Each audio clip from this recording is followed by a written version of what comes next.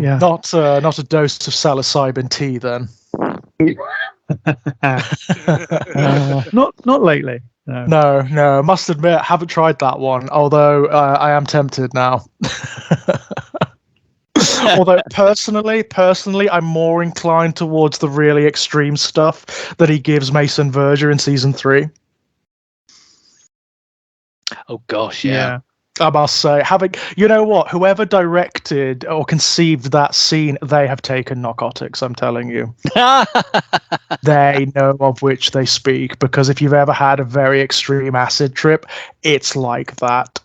It's actually, oh boy, is it like that. About this episode, about one of the episodes we're doing, is a remarkably tame, although accurate depiction of having mushroom tea. Now, I will confess my ignorance on that one. I've never done mushrooms yet. I've never dropped acid, but No? I have done mushrooms. And, it's I would say it's a once in a lifetime experience. I don't actually know how people do it regularly. It must destroy your consciousness. It must destroy your mind, because it's an amazing experience. I mean, really, it differs from person to person. Obviously, it's highly subjective, but I thought it was dangerously incredible. It's the flashbacks that worry me whilst driving.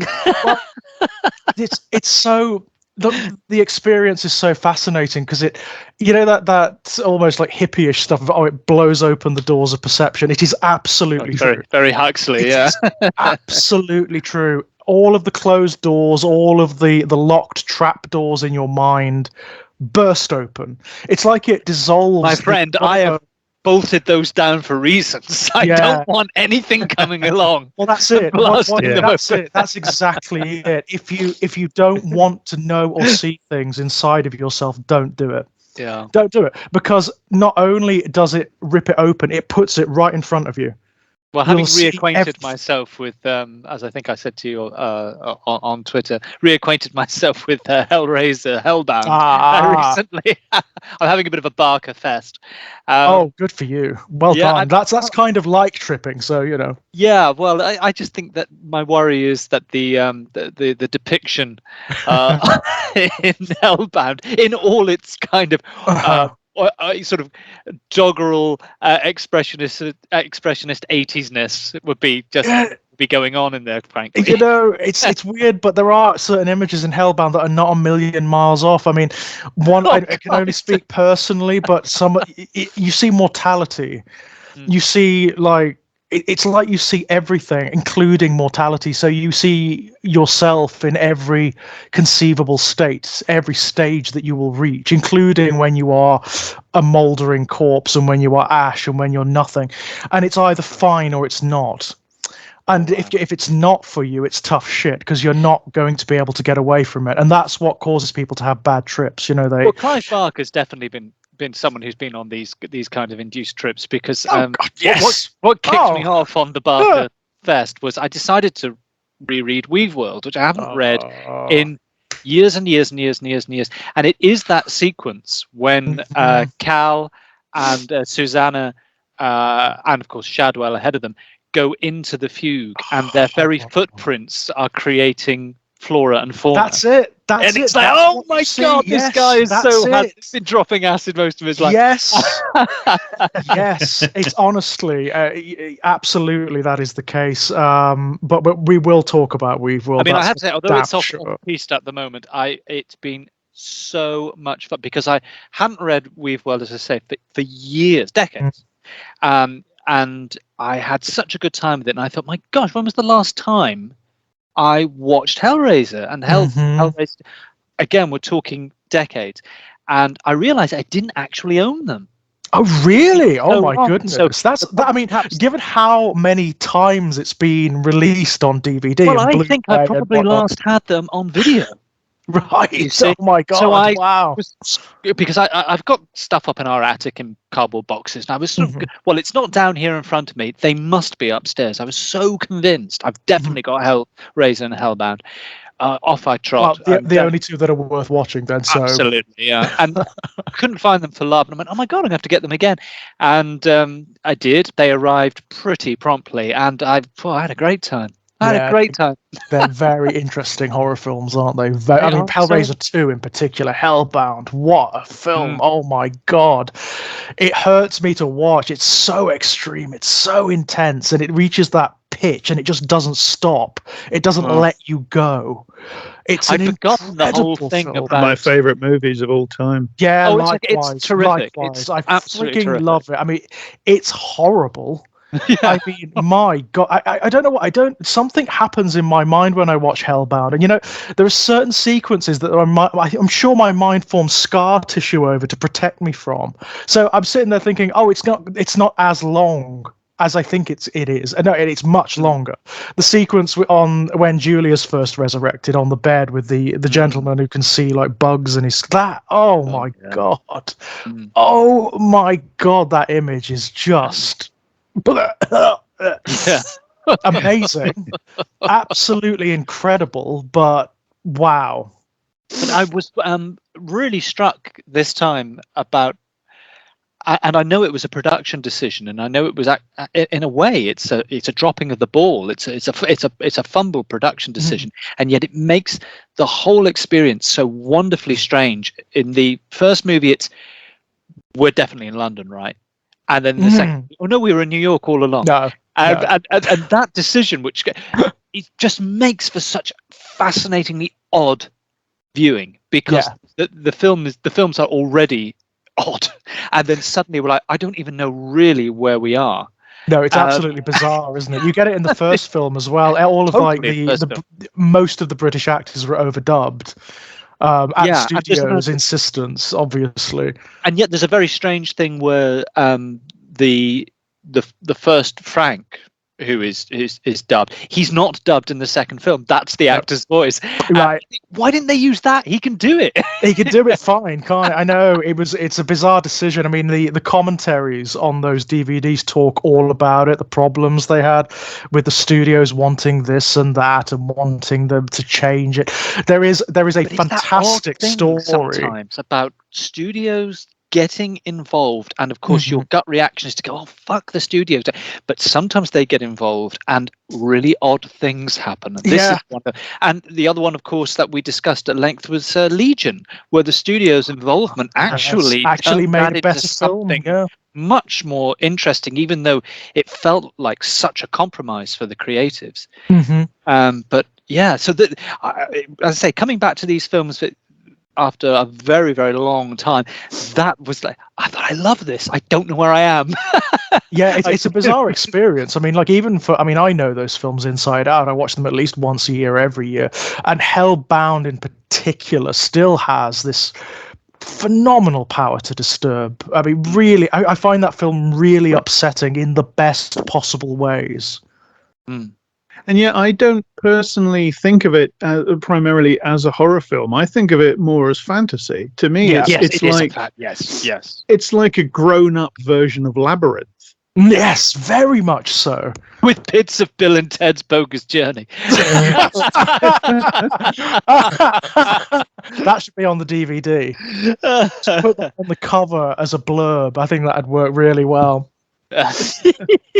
But yes, Labyrinth is a very good call. I mean, it's just shifting Labyrinth into even murkier territory. Even murkier territory, right, into even more sort of like, Jungian sort of it's so subconscious. Yeah. It's brilliant. It did remind me of a really great book, and I mentioned it on Twitter. It's a book by a guy called Mark Steven called Splatter Capital, and it deals with Hellraiser, not the second one, but it deals with Hellraiser.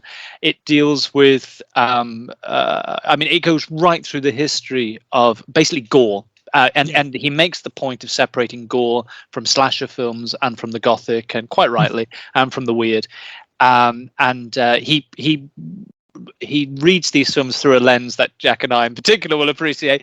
But there's a even if you only read the section on Hellraiser, it's really great. I mean, he's a very entertaining writer. He's a very entertaining writer for one, but he makes some really astute points about Hellraiser. That if I ever did a podcast on Hellraiser, he would be my go-to person. I don't think I could even top the things that he says about that movie. They're very insightful. They're very good. People at home, get a hold of Splatter Capital, Mark Steven. Absolutely, and keep an eye out, because we will talk about Weave World. That is, you know how Kit does his RoboCop podcast. I could do that about Weave World very easily. It was great to come back to. Unfortunately, I didn't make good on my intention, because I remembered, and I was talking to our mutual friend James Murphy about this. The first time I read Weave World, I couldn't stop reading it. So I just basically lost a couple of days to Weave World. And I made this pact with myself. I said, I will divide up the book. And I actually sat there with my calculator when I'm going to divide it into, and I failed. Yeah, and best of luck. I'll just do a little bit more. And then suddenly it's midnight, and it is. I mean, I've done. Kit and I did. I think it was like a 2 to 3 hour podcast about Weave World at one point, and that was one of the elements, and it's consistent with Barker's work. Actually, he does throughout the 90s. He produced these really rather large, sort of epic doorstop books, but they are not in any way leaden or difficult to read. It has no reason to be that good when it's that much of a brick, right? Because I mean, what the hell? Well, it shouldn't feel that sculpted. That book is the reason I write.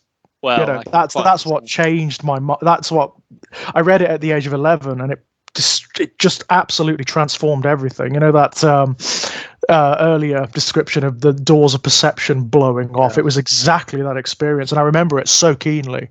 Not just like as an abstract, but like the visceral sensation of that happening. Of a boy who was steeped in C.S. Lewis and Alan Garner and J.R. Tolkien and whatnot. That was my understanding of fantasy at that time, alongside films like Labyrinth and whatnot. So it was already edging that way, definitely. And then coming across Weave World, I mean, talk about transcending your preconceptions of the possible, right? I mean, it just there is just something about the way Barker writes, isn't there? Firstly, he has this incredible readability. He's reading certainly Weave World and a lot of the others. It's one of those experiences where you want to race through it because I want to know the next bit. What's the next thing that's coming? But you sort of dread getting to the end. And I can't say that about every big book. I mean, there are big books by writers that I really like, but even so, you get sort of 2/3 of the way through, and it's like, how much longer? I think you've made your point. Can we wrap it up? I think King does that a lot. I mean, I appreciate a lot of King's books, but he does do that a lot. Where there are these big saggy bits in the middle. It's the bits with the adults in it. Yeah, it's that kind of thing, where it's like, oh, this is not very good. And I recognise I'm a bit of a fiend for that as well, because although I will endeavour to pursue something through to the end. I hate the idea of giving up on something, even if I hate it. There is always this thing with me, because I have a sort of butterfly-like attention span, which is, are you justifying this? Whether it's the length, the duration of a film, or an album of music, or a novel, or whatever, it's always or theatre, a play. It's always on the line. So, are you justifying this? And of course, you occasionally come across these things which absolutely do justify it, and then it's like the greatest victory. It's like, it's wonderful, isn't it? It's a great experience. It's very rare. I will stick some shit. I really will. There's some very bad media that I've consumed from beginning to end, just out of pure doggedness or out of a strange sense of propriety. You've started it, now you've got to finish it. So finish it. It's very rare. I mean, cinematically, I can count on the fingers of one hand the numbers, the films that I've walked out of. They do exist. They do exist, but they are rare. Alien versus Predator Requiem. Yeah. But the other problem is out of that piece of shit, I can tell you. I do sort of have this belief that beginnings are so much more interesting than endings. So it's always, and this is something I particularly feel if it's theatre, coming back after the interval, I'm already slightly dispirited because endings are just harder to do. They are. The wonderful thing about the beginning of something is you're inviting someone into a world, and you're setting up your chess pieces, and then you're hopefully into the interiority of the characters and so on, and then suddenly the plot kicks in, and you've got to move people about, and you've got to get them in the right place for this, that, and the other, and it can get in the second half of things just like, okay, right. And this was a wonderful moment that when the plot kicked in, and actually there are sections of Weave World that are really just they're riffing on adventure tropes, but they're so. But he riffs on adventure tropes so well, so beautifully, right? Well, he knows of which he speaks. Barker is so erudite in this stuff that he is so conscious of what he's doing, and yet it doesn't feel conscious in a leaden way, or as though he's trying to make out that his work is better than you are. It's cleverer than you are. It's so beautiful. It's so inviting and wonderful. I always get the sense with him in his prose that he just puts in these little jewels occasionally because he's actually holding back from appearing pretentious or too indulgent. I noticed one quite near the back third of the book. I mean, I finished it now, and I didn't make a note of it. And I reread it about 4 times. And that's an incredible image, and that's an incredible putting together of words in order to create that image. That absolutely is freshly minted. That is like nothing I've read before, even in poetry. Yes, just honestly. That only one, and I feel you could have done that probably every other page. Yes, that is part of Barker's writing. I often come across sort of like conjunctions of words that elevate my appreciation of language. So what he tends to do is eke out certain significancies of words that you just never have conceived of before, but they work so well together. In that particular context that he's drawn, it's so brilliant. I mean, he's an artist. He's an artist. He does something which is actually very musical in the sense that it's easy to make a musical analogy to. It's something that certain composers, certain songwriters, certain musicians in their composition, in their composing, do, which I really love, which is to just drop in something once. And in his case is that thing of like he drops in an incredibly lyrical image, lyrically written image once, and it's rather like you'll get something like you'll get something like a piece by Mendelssohn or something, and he'll drop in a descending sweeping string once, and even though the structure of the piece means you come back to that sequence again, that descending sweeping string's not in it again. It just happens. I love that. And then you get beautiful. That. Did I hear it? Did I hear it? Yes, yes. I love it when musicians do that. And I love it when writers are able to do something analogous to that. But anyway, I'm gushing. No, honestly, I mean, it's difficult for me to engage, because I love this book so much. I can't help but absolutely agree with everything, every element of your gushing, to be honest. It's just, it's was a reminder that it really is still an absolutely phenomenal work. One of the markers, we were talking earlier about good fiction and bad fiction. I think one of the markers of good fiction for me is when and particularly with regards to endings that you said are difficult, and they so often are. There are great writers out there who are well regarded who just can't stick endings. They just can't do it. I know it's almost tropey at this point, but the aforementioned King, obviously, kind of infamous for not being able to stick endings. Although it's somewhat unfair. He does it more. He does it more often than not. There are some very decent conclusions to King's books, but there are a lot of really bad ones as well. But one of the markers for me is if I feel sad at the end or reluctant to get to the end because I don't want it to be over. Yeah. You love being in the company of these characters so much, or you love being in this world so much. I mean, dragging it back to the subject in hand, I did finish rewatching Hannibal again recently. I'm amazed. Yeah. Yeah, well, I sat down and actually thought, oh, I know, I'll watch these 2 episodes. I'll watch Potage and Ouef, and just to refresh myself. And before I even knew what was happening, I was into the 2nd season, and then I was into the 3rd season. So, oh well, I've begun now, haven't I? I may as well finish. I'm getting slightly better at this because I had for a very my little psychological tics is I had this thing even with things I absolutely adore and I'll go back to. Oh, don't watch it again too soon, or make sure you leave several years. Yes, yes. And now, probably because it's like, well, if I'm lucky, I've probably got about as much time left as I've done, or maybe less. Why am I disciplining myself like this? Right. I mean, one of my dive back fears... into things you've read or viewed, or just this is why I'm at a point in my life at the moment where I'm actually rereading. I think it's something we alluded to in another podcast. I have slight anxieties about it because there's still things out there that I should really be delving into as well. But things that maybe I came across in my 20s into my early 30s, and I was like, no, having a moment of going back to them, probably wasting my time when I could be doing other things. But hey, it's a fun waste of time.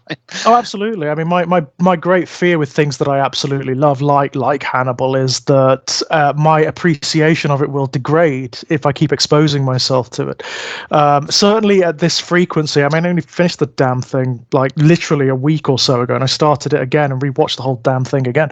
But no, I still get the same extremes of emotion at the same points, and we'll get to it when we get to it. But honestly, I mean, jumping way forward, but that fucking ending, Jesus. But There are some things that happen. Of that. I guess it's something we have had our jokes about middle age, but I'm aware now of something that I perhaps when I was younger I thought, that's something that people say happens to them. That's something that people surrender to. But there's a certain which is I'm aware I'm a product of a time now, and that whether that's the aesthetics of a time or the content of a time, and so when I, for example, watched Hellraiser and Hellbound, everything about the way this looks feels like it is. Me. I don't mean the thing specifically because I could extrapolate it to very, very different things. I mean, some of the things I've watched recently, for example, The Long Good Friday, which is a very, very different kind of thing, or Paper House or something, which is when I remember period. I remember them almost as 16mm scores, and everything that comes with it, boxy looking cars and suits on men that were a little too big for them, and and certain hairstyles. I mean, very big hair. When it's Claire Higgins' hair, isn't it? That's what it is. It's incredible. I mean, that's the phenomena. And you go, people did do that, didn't they? But I find the 80s such a strange decade, as again we've discussed. I find the 70s far more in reach than the 80s, and I didn't live through the 70s. Yeah, the 80s are interesting. I mean, obviously I was born in the 80s, but I do find of everything. Yeah, alongside all of the pleasant associations that come with nostalgia, there's also the truly hateful things that come from a wider perspective on what that decade meant. And I find that that's it's not just a double-edged sword, it's like a sword with multiple blades, Some of which are densely barbed and poisoned. But it does mean that there is something about formative years and being at a point where you're building experience, and therefore you're building you're curating your particular kind of cultural. It's fascinating, isn't it? It's fascinating. Because now it's hard to go forward. No, yes. I mean, in the sense that something like a Hannibal will come through and just like, oh wow, yeah, that's great. Yeah. But now it's the curmudgeonly bitter old man is very much whose first instant, even though I try not to, is to feel compelled to reject. Yeah, and work very hard not to. But I realise that most of my sort of consumption of art and entertainment now starts from moaning. Because it starts from cynicism, yeah. Because it's not it. I'm not discovering it with the same fresh eye and imagination as when I discovered a number of these things that we've been talking about. And it's, I mean, I'd moan about Shakespeare at the Globe today because they unveiled photographs of one of their forthcoming shows. And I was like, oh, fuck off. I haven't quite got there yet. I still do approach most things with a hint, with an air of excitement and anticipation. But there are certain things happening in culture that I do get very cynical about. I mean, the big thing is that towards nostalgia in culture at the moment, which is more profound than I think I've ever known it. Nostalgia consumes almost our entire media is predominated by nostalgia. And I suppose in a weird way, Hannibal is the only thing to look forward to is the past. That's the the thing. And that's not just a middle-age anxiety. No. That's really it is. That's a problem in humanity and in our cultures and in the world, right? We have no utopian dreams left, and that's part of the problem. Yeah. But no, I mean, in a way, Hannibal is an expression of that. But at the same time, Hannibal does that wonderful thing of making it new, taking the familiar subject matter and actually creating something relevant to today's concerns, but also something that broaches concerns I've never really come across before. It's a stunning project in that regard, and very, very rare, as you say. Yeah, because this is one of those things. And of course, then it becomes bittersweet, but it's still something to be appreciated, because when things do penetrate the middle-aged curmudgeon that I've become, they are magical. Yeah, absolutely, it is. And I think that's part of where the obsession comes from as well, this desire to immerse oneself in it completely. I know for me, when I come to think, it's not just Hannibal, there's lots of shows and things like that for me, but Hannibal is a principal one at the moment for obvious reasons, and I find that I watched it and there's this delicious incredulity where I'm like, this can't exist. The part of me disbelieves that it has occurred, or has occurred in the way that it has. The bizarre alchemy, the magic, the miraculousness of it, and that sustains all the way through. Well, it's wonderful when things happen when they shouldn't. I mean, quite simply, isn't it? And this is very much. Although I think one of the interesting things about revisiting it is you can see the tracks they were putting down. Oh God, yeah, absolutely. Was veering off them in quite wonderful ways. Well, it's really interesting going back and have you seen any of the interviews with Brian Fuller and Mads Mikkelsen and what about the making of this show? It was really contentious. They had incredible difficulty getting this off the ground, and I mean incredible difficulty. Nobody wanted to touch it for obvious reasons. With every season was its own bespoke project. They wrote and produced each season as though it was going to be the last, which is why each season has its own very particular flavor, narrative, and then an ending. It has a very strong climax because they didn't know if they were going to get another season. Yeah, and they're all very uniquely color coded as well. I know it's something that always hits me watching them, is that how identifiable they are by these specific colors in the art direction. But then saying that, about putting down tracks where you can say, well, this is what this is going to be. One of the things I actually really enjoyed about the first of these two episodes, Potage, was I thought, because of course I've forgotten a great deal of this because I've only seen it once. It's just an impression that's been left. Is the suspending of the Killer of the Week format. I thought this is really timely because we've now had enough from the early episodes that to suspend that and really focus on Abigail. Oh my God, Casey Rowell is so good, and the others. Isn't she good? I mean, how old is she? I couldn't remember her being this good, and watching it, I thought, oh, you're really, really something in this role. She often acts against Mads Mikkelsen and Hugh Dancy, so the two really, really big actors in this. She does an amazing job. Yeah, she's really really interesting in her choices as well. One of the things I do love about her character, and it's something that comes through in these episodes in particular, because these episodes thematically are about childhood and family and the personal development and whatnot, is how the show absolutely refuses to provide a standard stereotype of children. They are not typical child characters in any sense of the word. Or any notion of innocence is utterly undone, right? It just means nothing. It's mythical. Yes, indeed. The only person who even comes close to feeling like they might have stepped out of a sort of an American teen drama or something is Marissa, and she's killed. Right.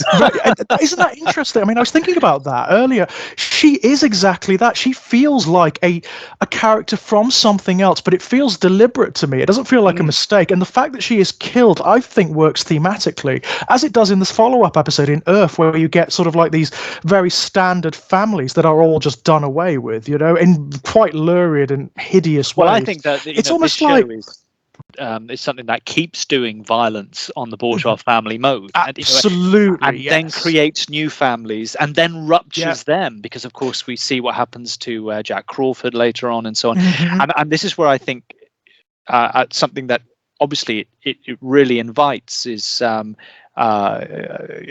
number of queer readings of Hannibal is going to be very compelling, because there is something really deliciously life-affirming about a series that violently dream of tearing that boat apart. Honestly, Ouef in particular. First of all, the title Ouef, egg. It's a common trans term. For someone who has not quite accepted their identities yet, or is building into their identity. But also all of the language in Ouef as well, where the family you are born to is not your true family. You have to build your family. That's exactly what Will, Hannibal, and Abigail are doing, in her own bizarre way. That's exactly what they're doing. And bizarrely, that episode seems to almost suggest that that's a beautiful thing, that that's a good thing. It certainly will become that later on. There's a certain relish that episode in particular takes in its death scenes, right? There's a really quite a nasty element, certainly when you look at the soundtrack to the murder scenes. It's downright sardonic. Yes, I'm trying to think of the name.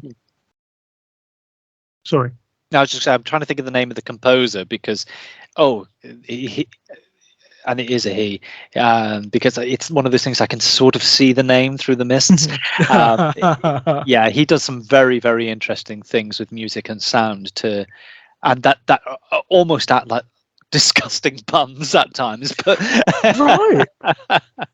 There's that sequence where the FBI raid the home of one of the families that's been targeted and find them all like murdered around the Christmas tree and whatnot. And there is holly jolly Christmas music playing in the background. And it is one of the most hideous scenes we've seen up to this point. There's a child that's been burnt to death in the fireplace. Yeah, that's great. And it's a very strange scene, because it doesn't seem to be Christmas anywhere else. No, right. And I don't know. If the murderers sort of told them to stage Christmas, then they really went for it. The tree is gigantic, and that isn't what it looks like. It doesn't look like the Christmas decorations are something that the murderers have said, put up your Christmas decorations at gunpoint. It looks like they've got their, or are they supposed to have been there since Christmas? I don't know. I don't know. I don't think they're decayed enough for that. It's just like it's Christmas in this one house. Yeah. because it just needs to be in order to be macabre, Absolutely, hyper macabre, and also it really, making it Christmas really emphasizes some of the nastier, darker themes of this episode. It is doing that Hitchcockian thing of going right under the picket fences, right, and it's almost like the anti-McCarthyist thing. It's attacking the nuclear family, In fact, there's all sorts of things that came to my mind about. Just made the reference there, George, about the connotations in the title, but it was not only in terms of family, egg, and but also I immediately thought of perhaps one of the most unsettling and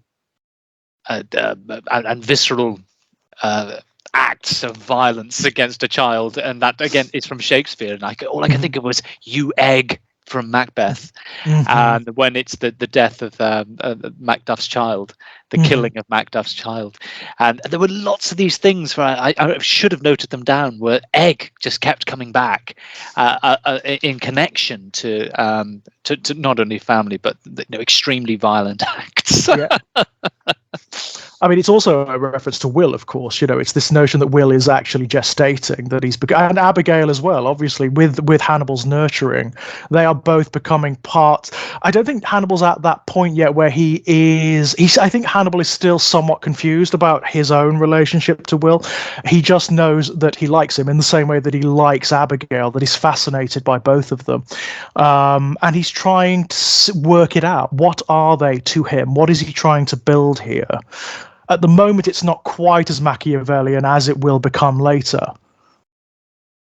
But there's definitely something gestating, Yeah, I think he's getting there in these episodes. Watching him in these two particularly, and they don't really go together, because the first one, Potage, is very much if we can put it in the old terminology that we used to use when talking about the X-Files, it's very much a mythology episode. Yes. In that it's about the running storyline. It's about the background regular characters aren't in it at all. It's just literally the core of Will, Hannibal, Jack, Alana, and of course Abigail. Oh, and Freddie Lowndes, but like the background people. Course. Beverly and the two guys, they're not in it. So it focuses very much on this sort of core group of people, and it's about the development of their relationships with each other and with Abigail. And then you go to Ouef, the next one, and that's very much as we used to say, a monster of the week. It is. And yet it has the running themes in it, but so they don't seem to go together terribly well, except that I was struck this time round by how well they do go together, actually. Yes. Because they do both have this this running thematic concern with family. Yeah. And it's like if you watch the two of them in one go, it's like the storyline that develops in Ouef with the boys being abducted and then brought back to kill their families and all that. It's like that's the themes from Potage, bursting through, developing to the point where it becomes incredibly open what's going on. Yeah, it's but I like think watching Hannibal this time, but I think watching Hannibal this time round, I was struck by the way people are talking past each other.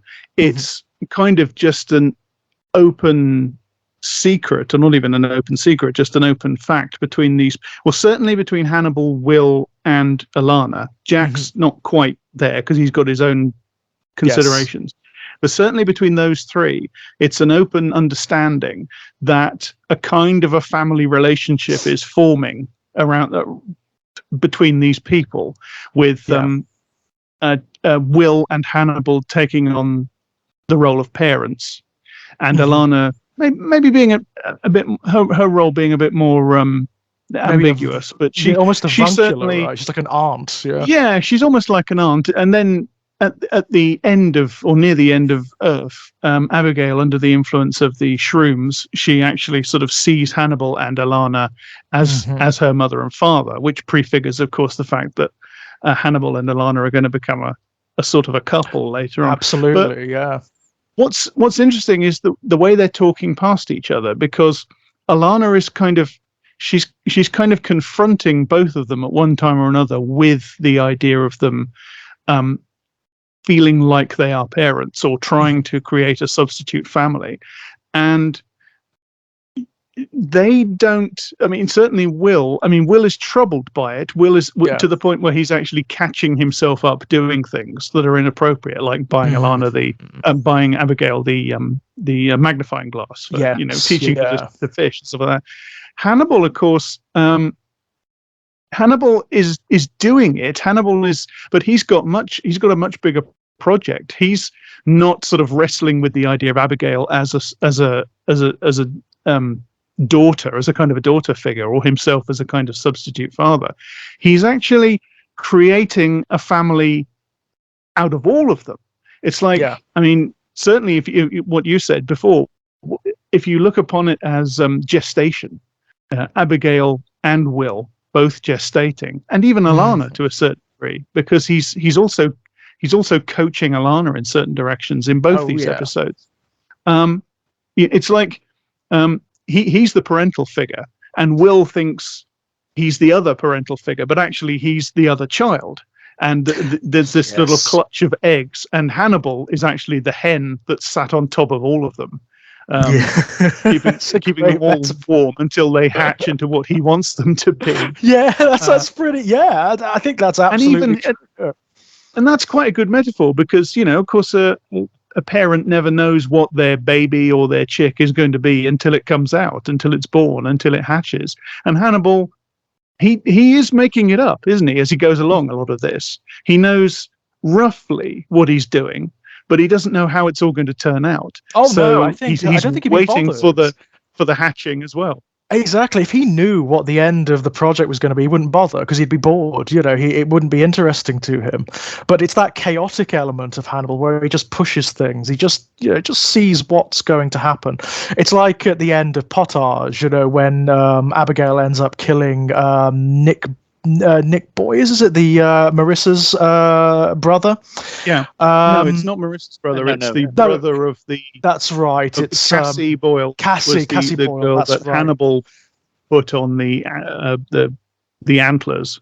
That's right. In imitation of the Shrike. That's right. It's not a planned thing for Hannibal. It almost happens by accident when he ends up smacking Alana around the head to make sure she doesn't see what's going on. It's all part of this chaotic, almost impressionist piece of art that he's creating with people. I think this is very on point. It's that he doesn't have the end game worked out. He's not that kind of villain of which there are so many examples of that we could mention. Highly functioning. The end is worked out, and this is my design. Nolan Joker. Exactly. He's not the Nolan Joker. There's some really, which is almost, we've talked about. It's almost farcical how ridiculously far in advance he's supposed to have planned everything. When you actually stop to think about how the plot of that film works, he must have absurd. Yeah. Well, basically, he's seen the script. Yeah. And this is one of the things that makes Hannibal the series feel very truthful in its own universe. A couple of the points that occurred to me watching it, that I thought, right, okay, this is interesting and pleasing. When Hannibal kills Marissa, it is, of course, a necessary step for his whatever it is that's going to come to fruition, whatever plan. But the key point that he doesn't know what the end picture will look like is, for a start, I can't believe for a moment he thinks that Marissa calling her mother a bitch is the catalyst of rudeness that he needs. Not at all. It's just opportunism. And in fact, one of the things I think that the episode plays with very well, having done that, is then we discover the only act of rudeness performed in that episode is by Hannibal himself, which he has to acknowledge. Of course, and he takes with good grace as well. Yeah, well, he doesn't. He doesn't open a vein as a result of it, which but perhaps points to one of the first marked character flaws in Hannibal. He accepts his own mistakes that he will not accept in others. and I think this becomes linked with this idea of I'm pushing things along. Midwives always wear bloody robes too, and he is a kind of midwife. But as Jack says, you don't know at the end of the gestation period exactly how everyone's going to be, exactly what the situation is, the form the situation is going to take. He's just pushing things in certain directions, and it is the laboratory experiment. He is oh wow when it starts going off in one direction or going up in another, and I think that it makes him as the villain of the piece or the anti-hero of the piece far more interesting than a whole glut of superficially obvious contemporaries, of which you mentioned the Joker there. Absolutely, yeah. We're in very different territory, and they've got a real grasp of it in this episode. It's like we're allowing you to show where he even rejects his own law because it runs. He runs up against his own law, so therefore he's got to. Oh, well, I'll just have to just ride roughshod over that this one time. I'll make this exception. Marissa does not fall into the situation that we have come to expect a Hannibal victim. She basically. She has to be dealt with. I mean, Marissa's mistake is her presence in Abigail's life. She's a link back to her existence before, and that's not good. Hannibal doesn't want any links back to her life, and that's not necessarily a selfish or malevolent thing either. Like you said, he's nurturing her. He says in a much later episode, he says to Will, I can whisper through the cocoon, but I have no idea what's going to emerge. And that's exactly what's happening here with Abigail. By murdering Marissa, he's doing several things. He's setting up certain things with Will. He's doing something to Will as well, but it's also for Abigail's benefit. Your life that this girl belonged to is over. You've moved on. You are becoming more than that. And what is fascinating is how much does Abigail know? Because if you're going to cast Mads Mikkelsen, that means that when he puts in a call to Gareth Jacob Hobbs, of which she is the first to answer, that accent's very identifiable. Right. How much is she aware that the caller who tipped off her dad is Hannibal? And because she starts to look like Hannibal is not just a surrogate, but almost an upgrade that she sort of really welcomes. There are moments throughout these episodes where where it does leave you deliberately ambiguous as to what she does know and to what degree she's also playing a game as well. I mean, Alana establishes that she has a penchant for manipulation, right? You have that sequence where Alana, Hannibal, and Will take her back to the site of her almost murder, her mother's murder, and her father's death at Will's hands. And she sets up that scenario where she says to Alana, you be my mom, Will, you be my dad. And she turns to Hannibal quite pointedly and says, you be the man on the phone. Yeah. Yes. They have a definite moment between them then. And I think it's very, I mean, Mads has this amazing ability to do nothing with his face and yet still convey things. I don't know how the hell he does it, but the way he looks at her there's an element of apprehension, an element of surprise, and an element of excitement somehow in this almost completely impassive look that he gives her. It's quite remarkable how he does that. It's like he's establishing conspiracy, right? It's like, okay, I know, and I know that you know, and you know that I know. Excellent. Yes. Because you've chosen to imply rather than actually say it as well. Right. I'm learning that you know, or you have an inkling, and you've chosen not to tell the others, but you are choosing to let me know that you know. So is there an element of is there a game being played here? Is he engaging with her in the way that he engages with Will? Is it fun? That's what he's doing for me. He's playing a game. That's what he's doing for me. He's playing a game. Like, he's not planning 100 moves ahead. He hasn't got it all planned out, because, as you say, if he knows the end result of the game, you wouldn't bother playing, because boring, who would? Right? If you know who's going to win Monopoly, you don't have a game. Who cares? But the point is to find out, and you make moves. And with chess, for instance, unless you're a grandmaster, you do try to plan ahead, but you plan ahead a couple of moves at a time, 2 or 3 moves ahead at a time. And that's what Hannibal is doing here. For instance, when Marissa throws the rock at Nicholas Boyle, right? Hannibal then finds the rock with his blood on it, and he just he taps it undercover with his foot. He's secreting it. And he can't, at that moment, he can't have a specific use in mind for it. He's just thinking, I might need that. I might be able to use that at some point in the future. Yeah. And then he does, of course. He frames Nicholas Boyle and et cetera. And accidentally engineers the situation where he breaks into the house and confronts Abigail, and she kills him, which plays into his hand. And then he reacts to that fresh contingency. So that's and the whole thing about them going to the house, that's a point of contention near the beginning of Potage. Alana thinks it's a terrible idea, and Jack specifically turns to Hannibal to see what he thinks, and Hannibal sort of makes a feint towards agreeing with Alana and then says, on the other hand, it might, and that's what makes Jack decide that they will take Abigail back to the house.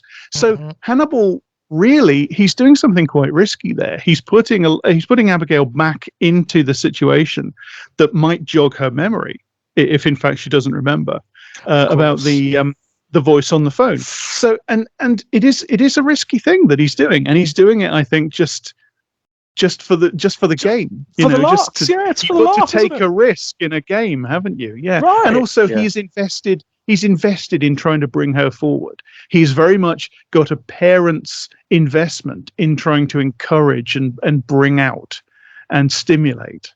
I think the sophistication of Mads' performance as well is that, because I was keeping a very close eye on this for obvious reasons, but because he does fix his face. I mean, he's very aware of the medium he is in, but even allowing for that, Mads Mikkelsen as Hannibal very much fixes his face, but at the same time he is not impassive. And there's 2 things I think he's doing. Number one is that he uses not the muscles in the face to form expression. What he uses is the speed of his swiveling his eyes, but he keeps his mouth and his brow fixed.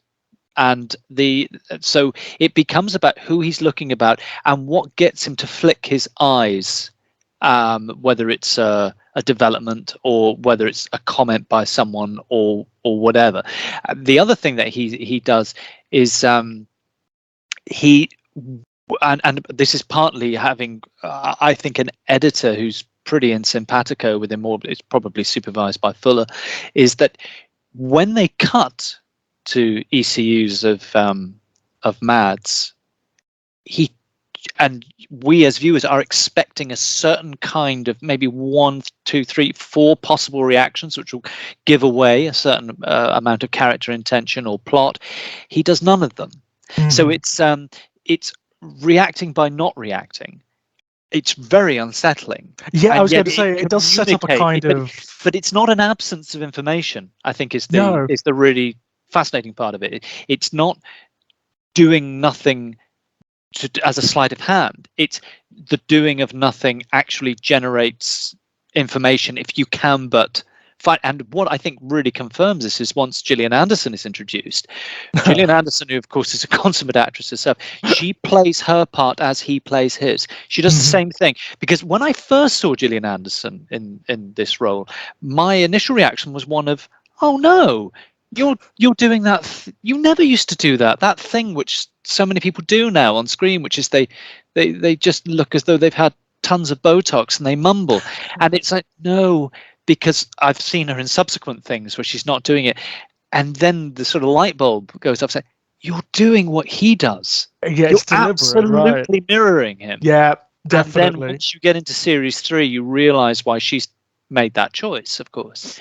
But it's so engaging. But that's what they do. It's something, just from a technical point of view, it's something he does with this, and of course you can see it from in future episodes. It's something to do with the speed he uses his eyes, but without doing anything with his brow, which is actually quite difficult.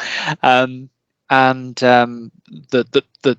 loaded non-reaction. I think that's his two real technically proficient bits when he has his close-ups.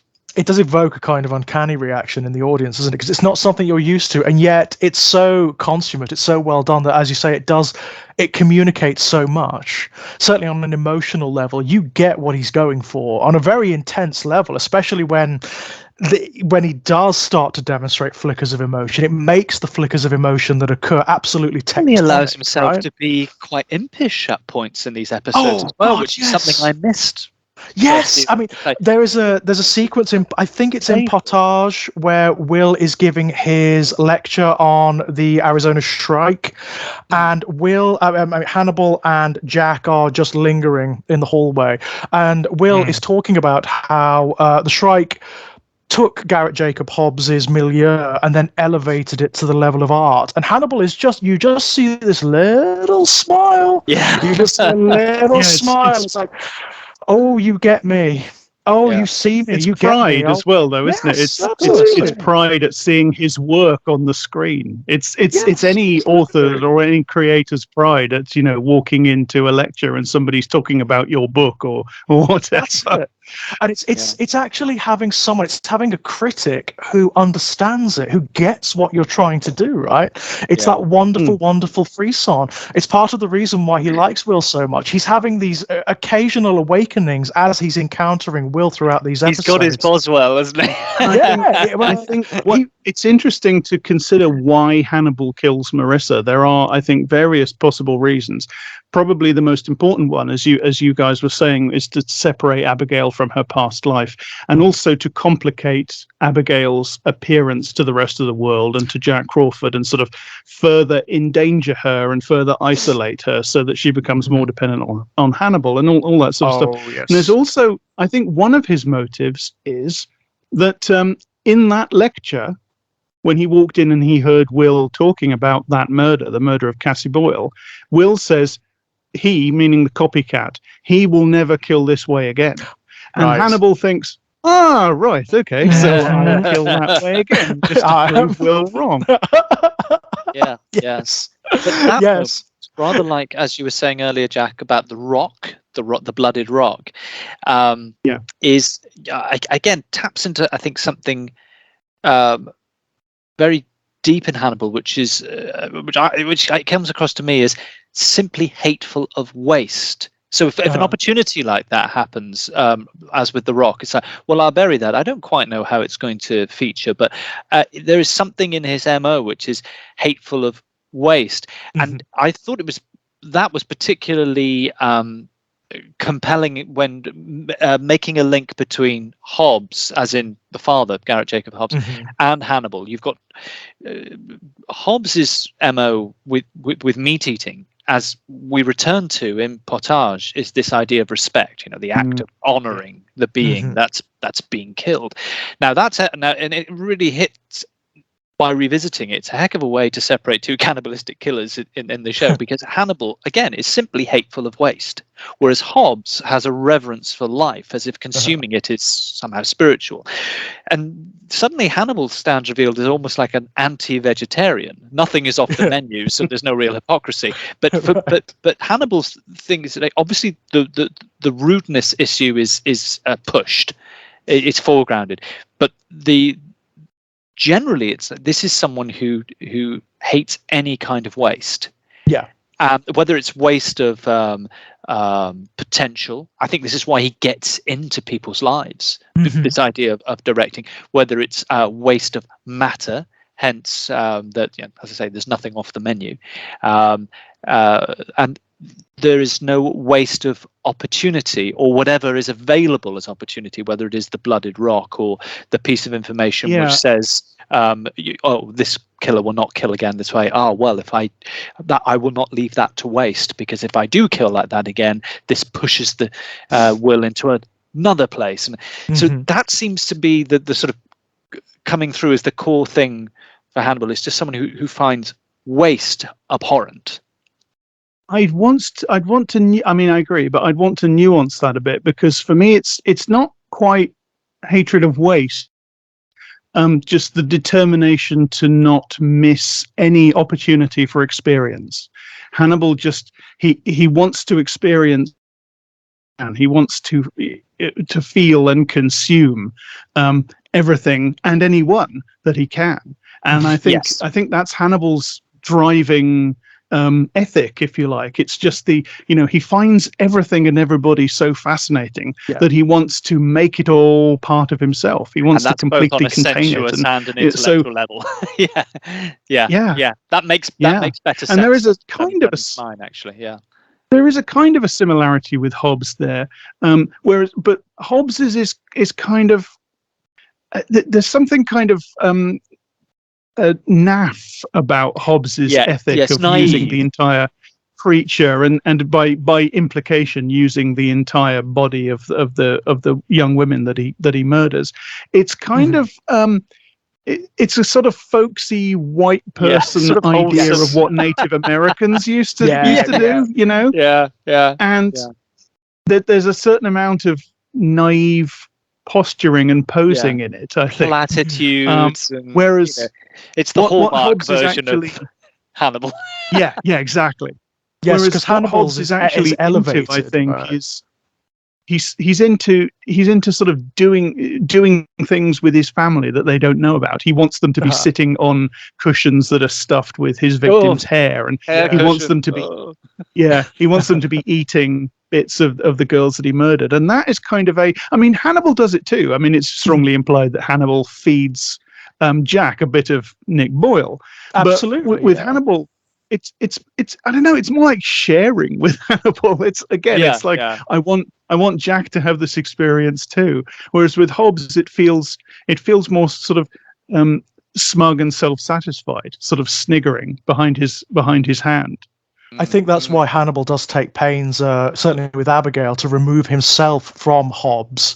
He throughout these episodes, actually, there's a point where he says to Abigail, "I'm nothing like your father," even though I'm trying to fulfill a similar role. That's what the whole psilocybin sequence is about. It's about, as he says, establishing new associations, right? So it's almost like a rebirth for both him and Abigail. He's trying to set up.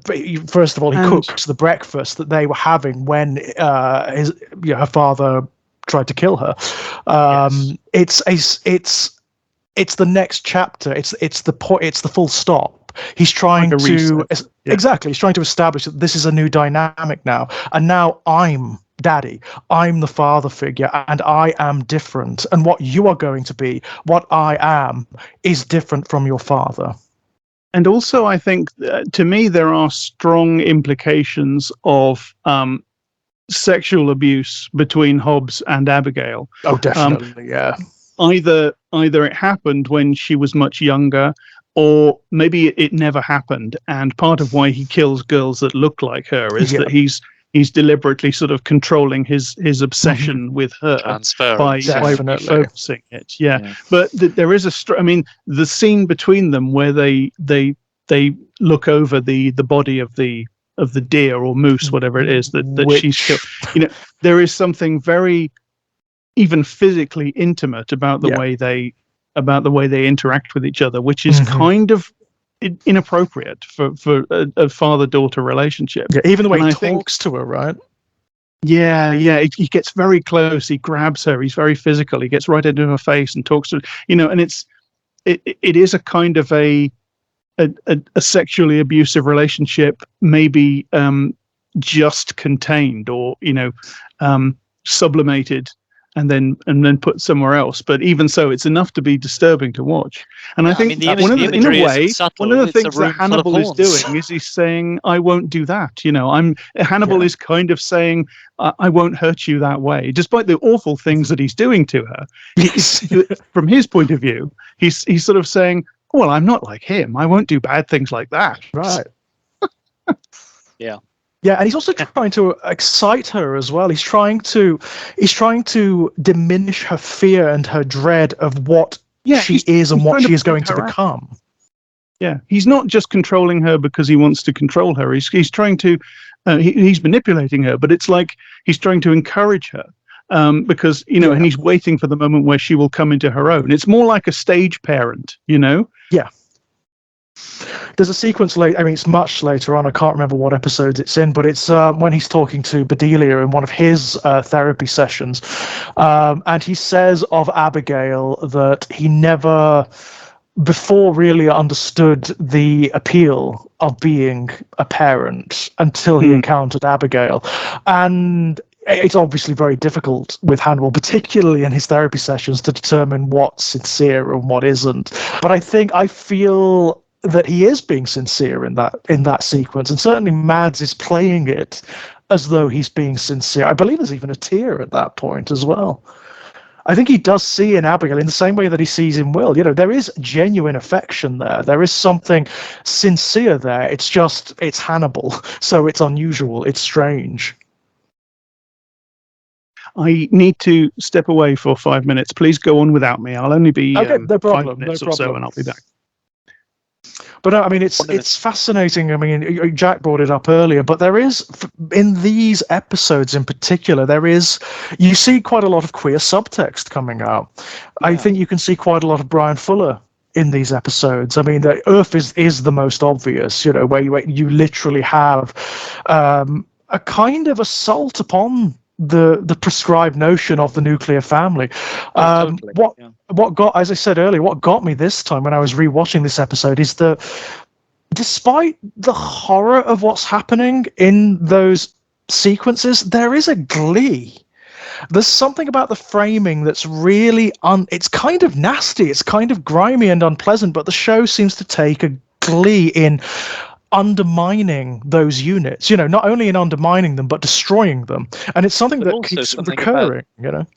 The power of the situation, because I know that there's one point where they're talking about the eldest lost boy, the one who's been with her the longest time, and they're describing him as being going by anecdotal evidence or school reports and things, as being rather meek, vulnerable. Yep. But the boy that we meet is strong. He's far from that, confident, right? And it's and again, it's that perverse thing that Hannibal does as a series. It pushes people into these seemingly terrible situations, and they emerge better people. They emerge as so transgressive. Right. It really is, isn't it? It's so transgressive, especially when you're looking at children, right? Yeah. So it's not just this violence that's being done on the nuclear family or the bourgeois family mode. It's also, you are seeing individuals transformed through the act of revenge, matricide, patricide, and I mean, it really taps into something of the hidden the hidden depths of memory when it comes to even benign and healthy family situations. I mean, I've had some fascinating conversations with my parents. I'm very, very fortunate to have a very good relationship with my parents and me. But I mean, we had a conversation some weeks ago now, but it's fresh enough that I still remember it, where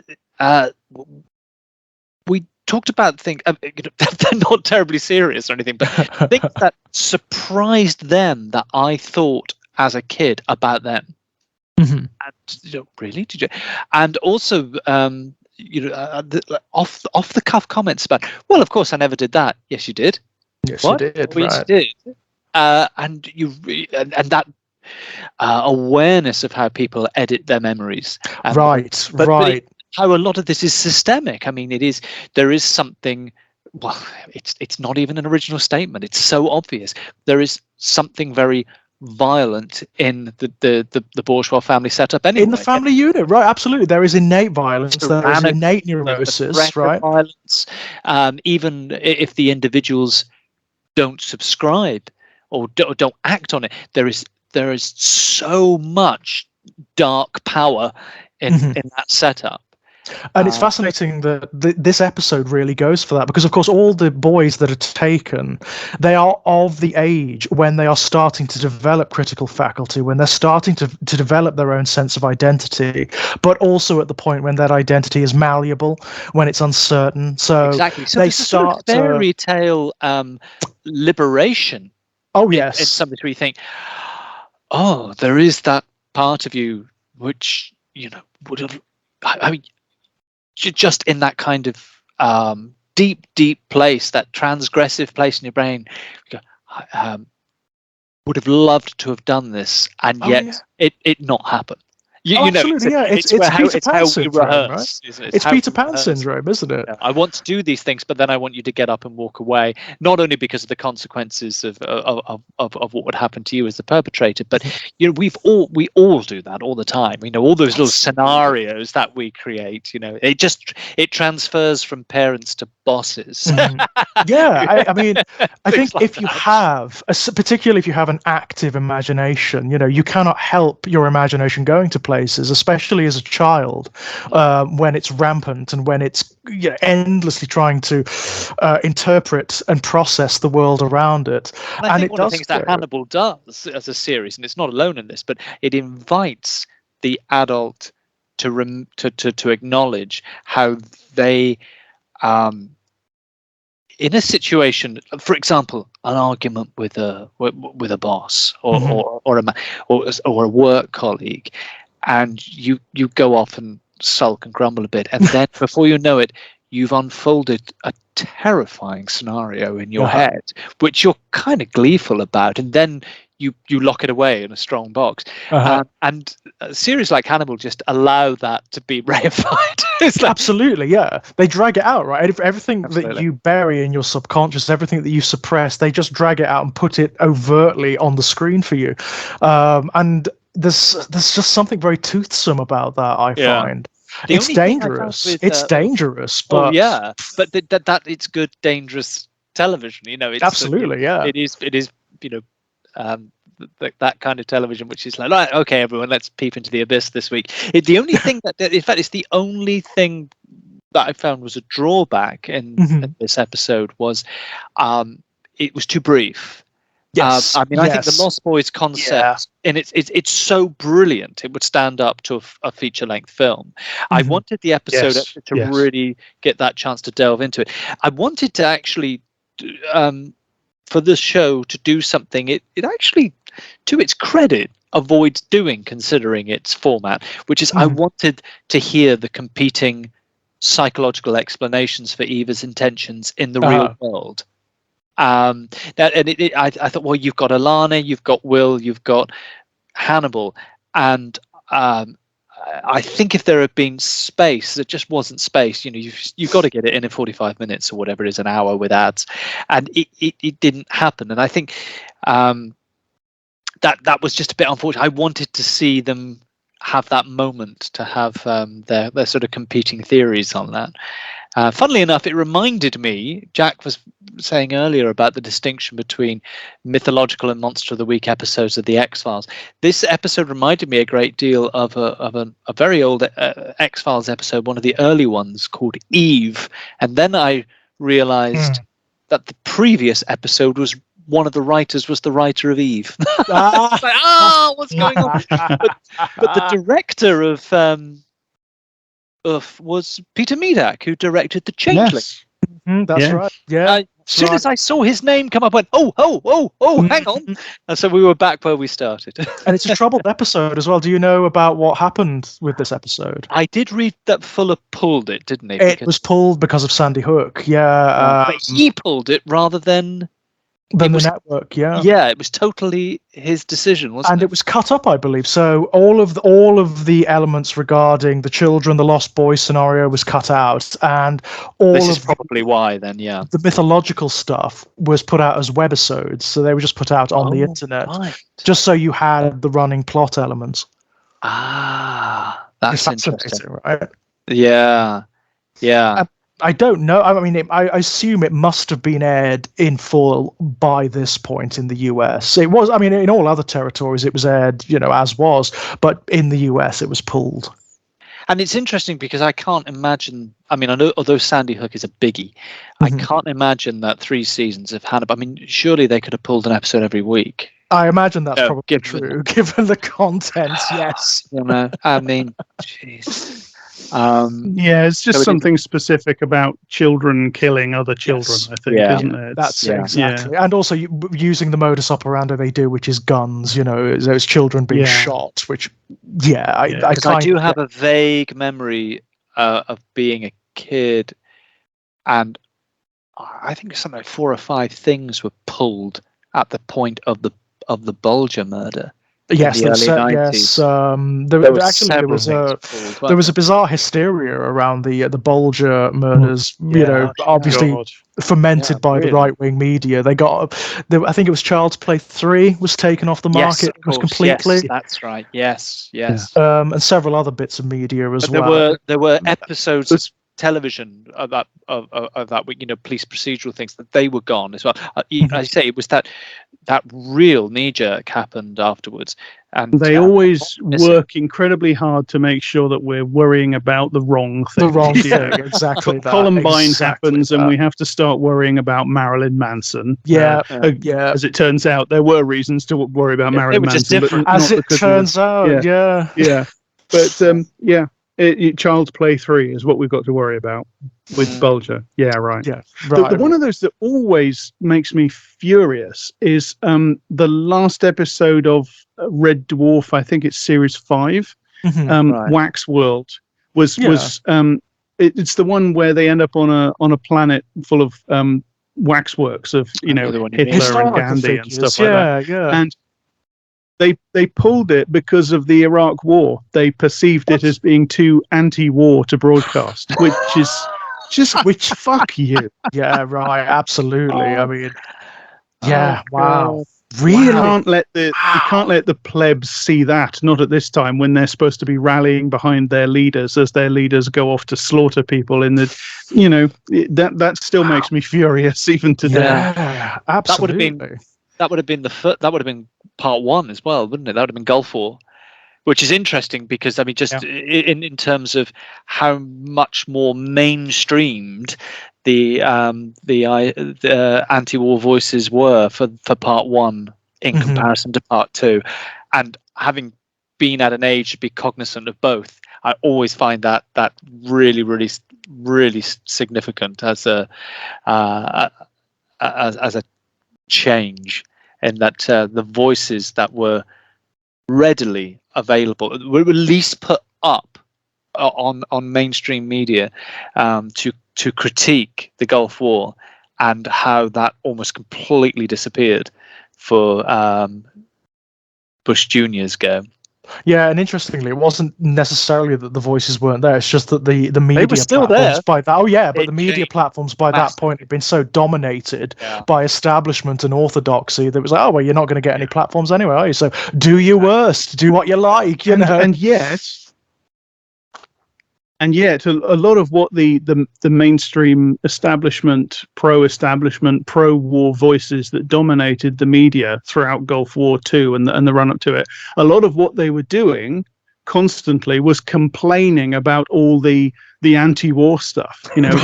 Why are these people allowed to say these things? It's just, they'd been virtually shut out of the conversation, but the people that were allowed in the conversation were just complaining about them all the time. Absolutely furious and outraged that anybody could have that opinion. Absolutely, anybody could be anti-orthodoxy. How dare they? How dare they? I mean, it's the reaction of the faithful to the desecrator or to the heretic, right? I've mentioned this before, but the Peter Watkins film Punishment Park. Part of what he does there is he gets, to a certain extent, the quote unquote actors in it are real people, so to speak. So the young people who have been brought to the park for punishment, they are actually, a lot of them anyway, they are actually sort of young anti-war activists or stuff like that. And the people that are judging them at the tribunals, they are like they are what they what they represent in the What film. they They are appear like to be, headmasters and headmasters and what we would call JPs and sheriffs and all this sort of thing. And they got them to just talk to each other as if the scenario was real, and they filmed it. And so these kids are saying their stuff, and the reaction of these people to what the kids are saying, the outrage is just, you may not say this. You must. You cannot say these things. Heresy. It is just unacceptable that you should say these things. These things must not be said. It's just it's found a witch. May we burn her? Yeah. People who talk about the sanctity of free speech, you may not say these things. I tell you, if you say Jehovah one more time, it's no different dynamically. I know it's a joke, but dynamically, it's no different. You can crush those. No different. If you crush those pearls anymore, you'll end up with sand. But no, that's the reaction of orthodoxy always, isn't it? We're seeing it now. It's the standard right-wing playbook, isn't it? Pretend you are the oppressed, pretend you are being the silenced and the cancelled, when in fact you are dominating every media platform in existence. And that's why, I say it's within the context of what it's doing. Things like, as we were talking when you had to just duck out there, Jack, about how transgressive the idea of the Lost Boys is when it is not presented wholly as this terrible thing. I mean, you do see. I mentioned the eldest boy, someone who is described anecdotally as being meek, vulnerable, sort of not doing very well at school. But the one we see, the one who has through murder become this confident, almost complete, assertive, dynamic young man, and it's just so wonderfully transgressive. But you've got to sublimate it through things like television shows. I mean, smart television shows, because I love that characterization. I love the way that as you pointed out, that storyline does not have enough time to unfold and breathe and investigate its own dynamics, and not as much as we would like.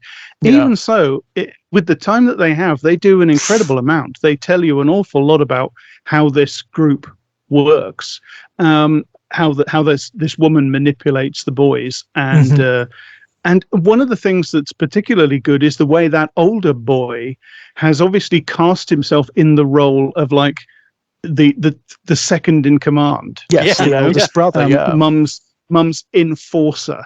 Yeah, that's how he acts. Yeah. Yeah, and then of course it becomes interesting how that they're still kind of mapping the new family onto the structures of the old. They still haven't quite ruptured it, and then that is thrown into sharp relief by the family that's being created among the regulars, which is rupturing the traditional family mode so much more convincingly. So you get almost like a failed attempt. Yeah, I think that's what makes it so much more transgressive, isn't it? It's not necessarily the imagery that you're presented with. It's not the fact that these kids are murdering their families and it's just thrown in your face. It's the fact that on a wider scale, the show mirrors that. It holds that up as a mirror to what's happening with Hannibal, Abigail, and Will. This is the kind of flawed one. Exactly. I love, one of my favorite sequences in that episode is the final sequence with Jack Crawford. That scene is incredible. It upends everything you think he's going to be. I mean, he is just vengeful with that kid. It's really interesting, isn't it? You do get Jack coming through a couple of times in these episodes, and you really see the core of the character. You see it during the sequence that Jack was talking about earlier, where he's talking to Alana and Hannibal, and I believe Will as well, about Abigail's mental state. And Alana is absolute, no, you do not take her out of the hospital. You do not take her to her home. This could be catastrophic for her. Yeah. And Hannibal does that, ironically, very sort of like that theater of being slightly wishy-washy, where he's like on the one hand, on the other, where he's actually manipulating Jack to bring about his own agenda. But of course, Jack just lays it out. He's just, well, I'm going to follow the interpretation that best serves my agenda. Because there is so much darkness and bitterness in Jack, and so much manipulation that he exercises. And we get these little fragments of the home life and these little unanswered questions, these little potentialities that maybe I should have done this measure. He is, and of course it comes through so strong on a rewatch. I mean, he is an absolute powerhouse of bitterness. Yeah, absolutely. I mean, he lashes out. You get the impression, certainly, I mean, in this episode, we get the introduction of Bella at the end, of course. You get the impression of Jack as a dead man walking, right? He's that in the books. He's absolutely that. I mean, Jack is in the books is this impotent character. He's really interesting. He's this utter failure who constantly makes mistakes, who puts people like Will and Clarice Starling in the most hideous, dangerous situations to serve his own agendas. In the show, that's there. It's more complicated in the show. But it's made slightly more human. You get to connect with him a little bit more because he's just much more of an active agent. In the books, he's God. He's kind of manipulating in the same way that Hannibal is. He's just not as good at it. Here, he's playing the same game, but he's involved. He's a participant in the game. Yeah. That scene that you mentioned, Elliot, with Jack and the boy in the car at the end, I find that in some ways it's one of the most disturbing scenes in the entire episode, because the boy says, "Can I go home now?" and Jack says to him, "I don't think you're going to be going home for a very long time." And just in that line, quietly and softly spoken, you get the implication of all the savage, vengeful, vindictive insanity of the American legal punishment system. This boy, all of 11 or 12, whatever he is, he's likely to be tried as an adult, as they say, in this absolutely insane way that they do. They try children as adults because they committed adult crimes. So that's catch-22 level insanity. They're either adults or they're not. They're either children or they're not. You can't decide whether to treat their crimes as adult crimes or children's crimes based not on how old they are, but based on the crime. Right. That's, it's complete. But it's this absolute sort of thirst on the part of the system. But that's it. But nothing. Which, to grind people up, to be as vengeful and punishing as possible. And Jack really represents that. That's what Jack is. That's what Jack is all the way through. And he doesn't just do it to the kids, but he does it to Will, obviously. He does. The only reason he brings Alana and Hannibal on, of course, the only reason he involves Hannibal is so that Will's got his rubber stamp, so he can keep functioning, so he can keep doing what he's doing. He's always got this terrible crime has been committed. Look, what about the victims? He's always got that in his back pocket as a way of justifying anything that he does. He can abuse people and use people and get people hurt and get people killed. And he does. He gets people killed repeatedly. In his own way, he is a serial killer. And, and he's always got the ability to say, well, I'm trying to catch this guy. He's already killed this many. He's always got that excuse. Yeah. But this is where the acute pedophobia, it really comes through. We mentioned the hysteria around the Bulger murder from all those years ago. Nothing ignites pedophobia than a child or children being involved in crime. Of course. I mean, my God. Then out comes and that's why that scene with Jack Crawford is. It's properly jaw-dropping. It's like, oh my God, you, for all your patriarchal and paternal way of turning around in the car, and of course they play the sleight of hand that looks like he's going to comfort him, and then out comes this acid, really, which is you're going to enjoy this because it's a child. And everything, and then of course we're back plugged into the nuclear family and the slow burning violence, which can erupt, as we know, in families. In the repressions and oppressions and the tyranny of the standard family setup. I mean, it's all there, and yeah, the desire for revenge on children. Well, it's coming. It's happening it's a microcosm of the dynamic that's happening between Jack, Alana, Will, and Abigail, isn't it? I mean, Jack is daddy, isn't he? Jack is the patriarch. But Hannibal is doing something that is different from the other patriarchs, because yes, you're absolutely right. He's setting up daddy, but I'm going to let these things, like the plot, like everything, like every scenario, evolve and develop and come to fruition, and I'm going to see whereas Jack is controlling. He has absolutes. He runs by absolutes.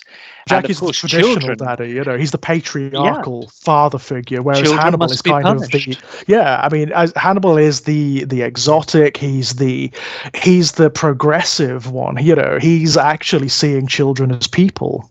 I mean, as little experiments in and of themselves. But that's the nightmare of one kind of parenthood, which is there's even the phrase for it, the chip off the old block.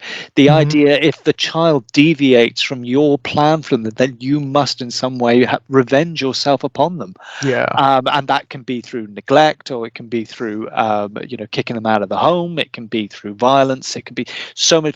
And again, we're getting this idea that Hannibal is not a villain; he is an anti-hero. Because the family he is going to develop, it will be manipulated, and we are seeing it being manipulated. But it is the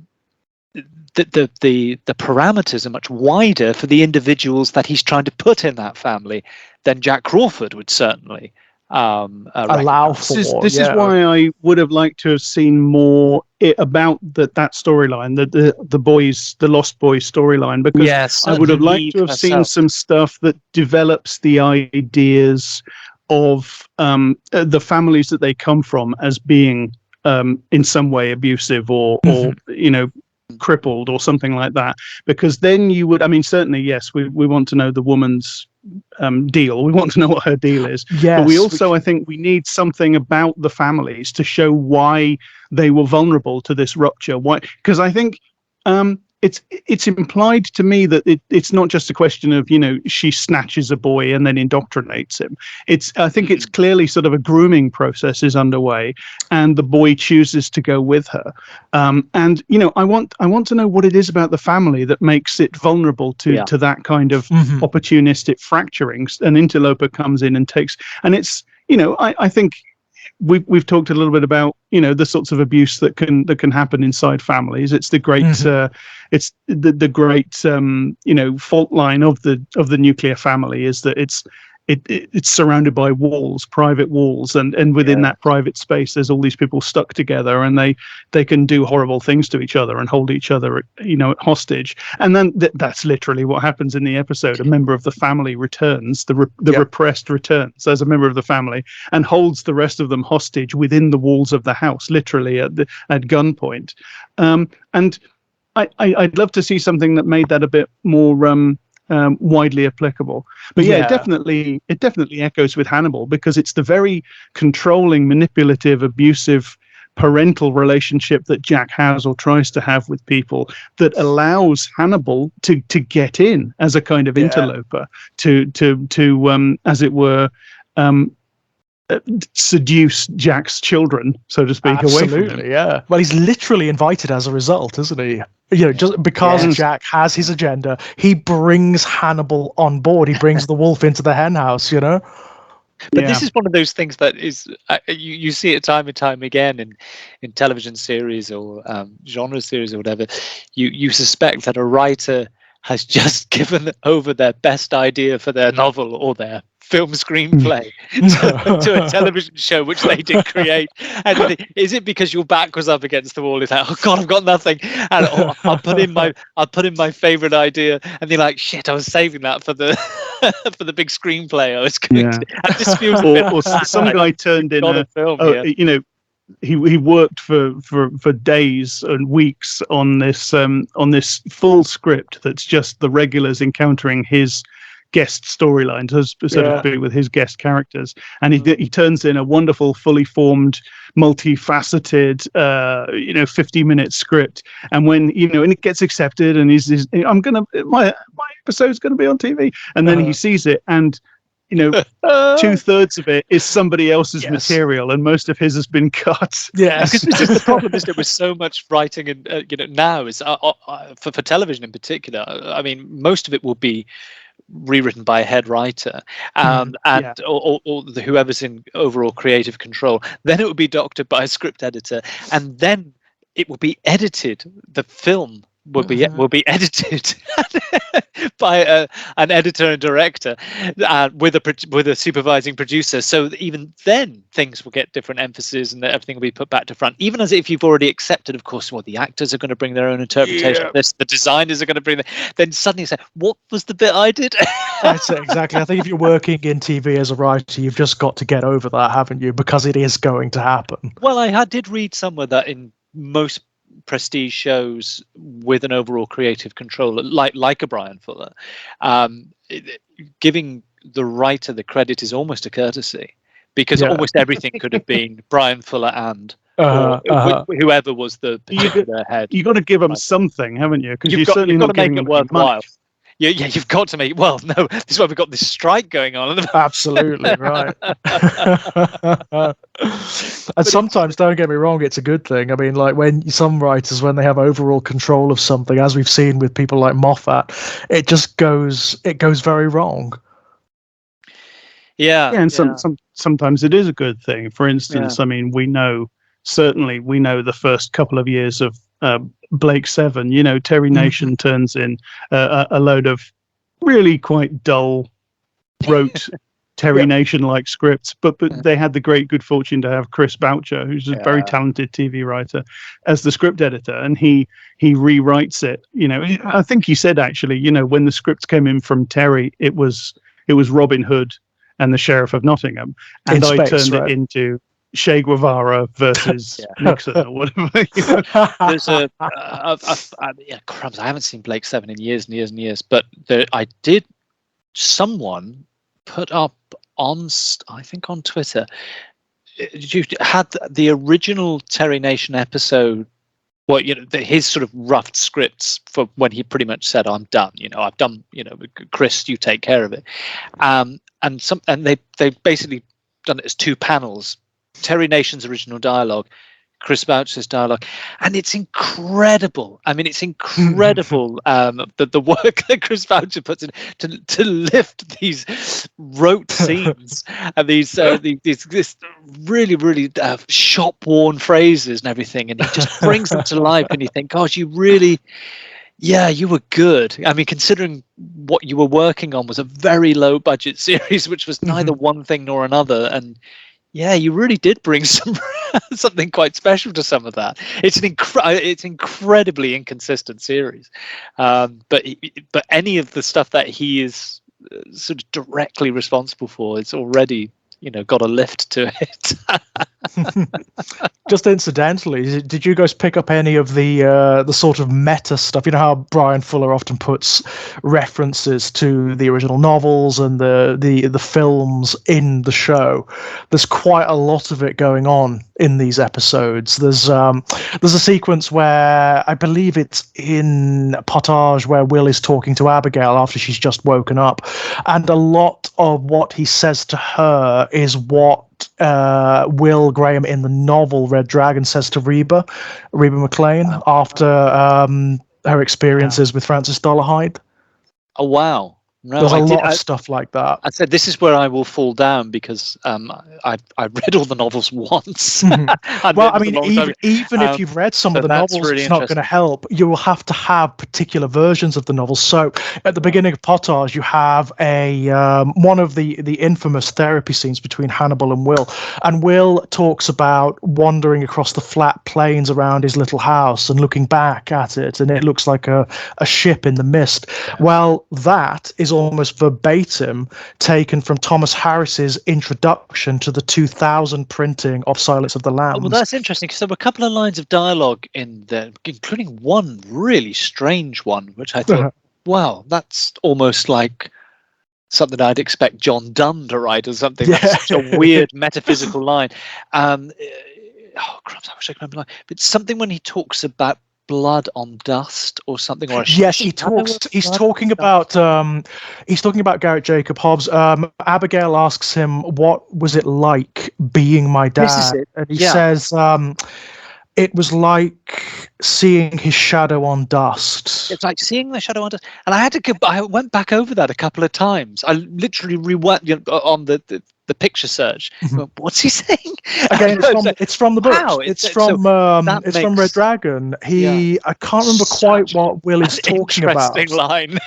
It's one of the rare instances where he's going into his process, because Will in the book does do this whole thing where he reconstructs the crime scene, but it's not quite as mystical. It's not quite as metaphysical. As what I love about that line is it's one of those lines where you hear it and it just sort of makes sense, and then you think about it and it just keeps getting away from you. And again, it's a very good line for someone like Will to have. Because absolutely. That line doesn't really mean what I think you think it means or what I think it means, and then the more you replay it, it's like it's meaningless. It just has a color of sense exactly. It has poetic sense. Right. It's impressionistic, right? It's impressionistic. It's something I love when the show goes full bore into its own dark soul in season 3, and it becomes that. It becomes nothing but that. Every line of dialogue is that. For me is when it reaches its apotheosis. That's when I'm like, this is the secret core. This is the bleak soul of this show. This is what it's always wanted to be. That's why, getting your last series, even if you don't know it's your last series, but working as if it's your last series, it's so liberating. Right. It's so liberating. There's so many examples of things where it's at their best when they know they're on borrowed time. It's like, you can sense fuck it. Let's just we're doomed anyway, so let's just do everything that we want to do. It's something the show does so well as well. It takes lines from characters that are in the books and in the original films, and it puts them into the mouths of other characters, and it rejigs their context and their sense. I think and it does it so beautifully that it actually makes them better. It makes them more poetic, more significant, more complex. It's it's poetry. It's utterly beautiful. It's funny because I watched. Go on, Jack. I was just going to mention our little advanced glimpse of Hannibal's backstory as well, when he and Will are talking about their families. And Hannibal says, I lost my parents when I was young, and then I was adopted by my uncle Rodbertus. That's from the books as well. He was, as I said before, was very nearly David Bowie. Brian Fuller went for him several times, and he was like, "No, I'm in semi-retirement at the moment." Which, of course, he was absolutely at that point in semi-retirement. But that would have been interesting. Well, in fact, also visually the stuff from the novel. So in the mushroom tea sequence, Abigail drops her teacup. And it shatters. That's so deliberate. That's so deliberate. Yeah. It's the shattering teacup that occurs in, I believe the image originally occurs in the novel Hannibal.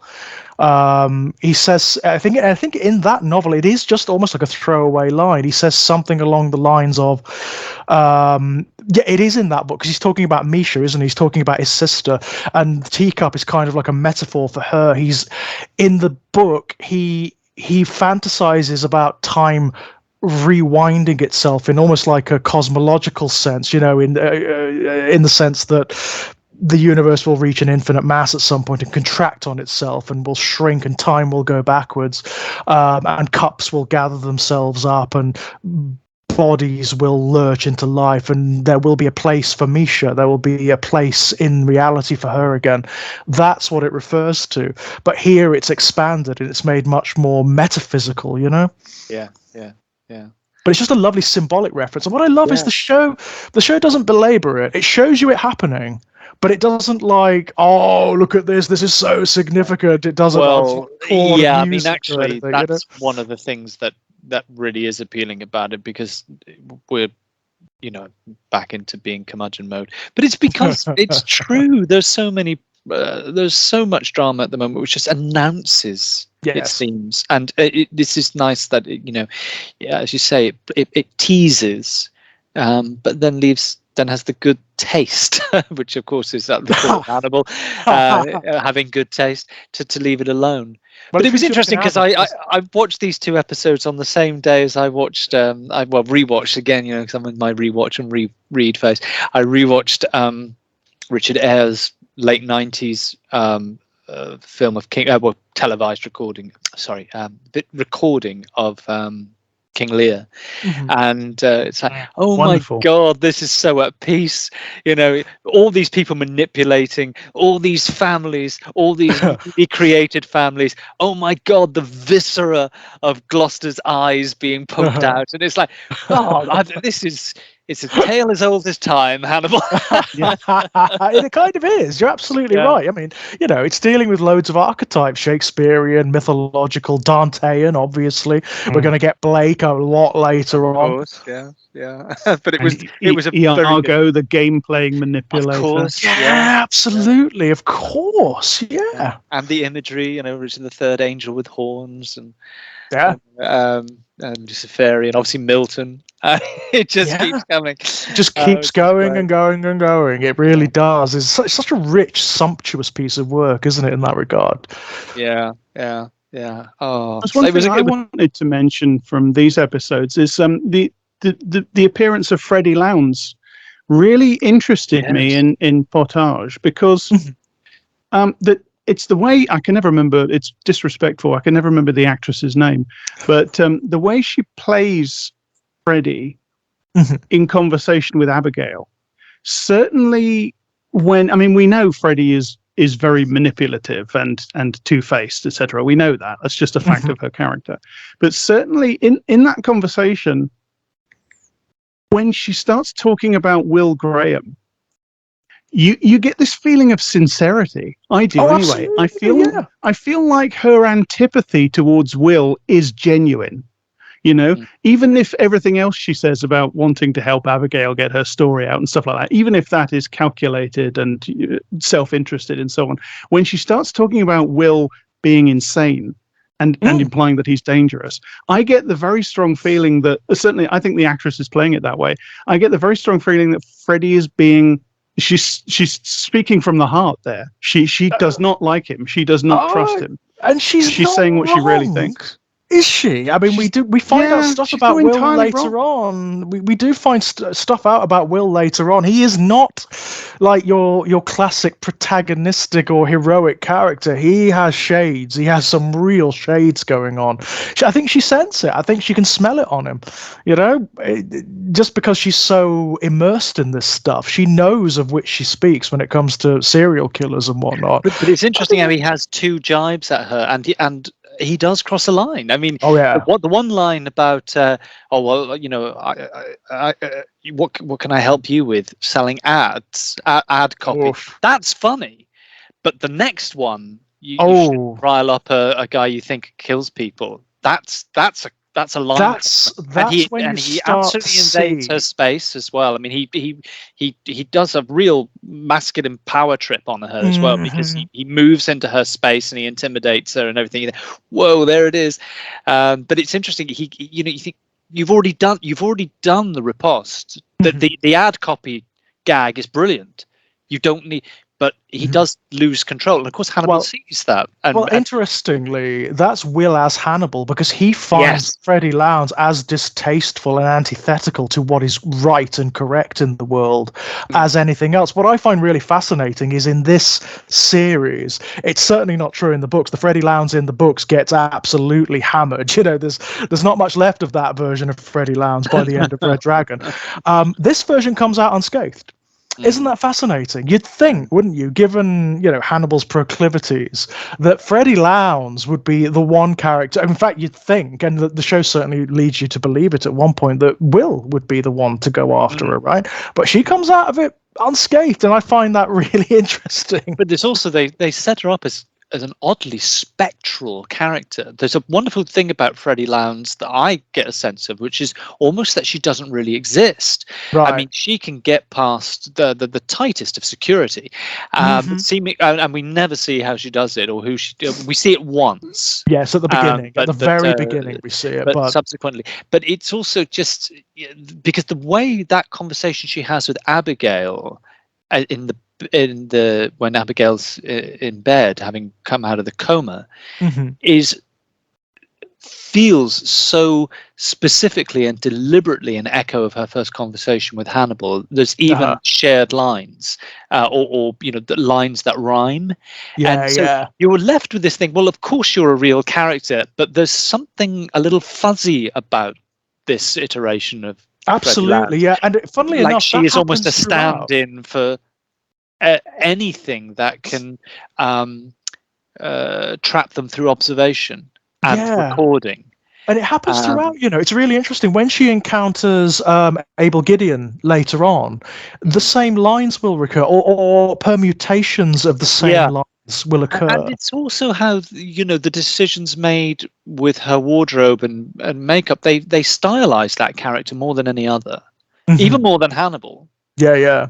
And of course, she has a faked death, faked murder. She does. So I think there's some very interesting things going on around Freddie Lowndes. I think as each episode passes, either we will find things to grip onto or we won't. But it's odd. Yeah, I just get this sense of she's kind of there as a real character, and yet she's also this kind of fuzzy thing as she's very like Hannibal, bizarrely. She's very like Hannibal. She is this pure character. There is no ambiguity to Freddie. She doesn't have an arc. She is what she is elementally from the very beginning. She represents something, and I think that's why she doesn't end up butchered on the slab or on someone's plate. It's because Hannibal appreciates that in people.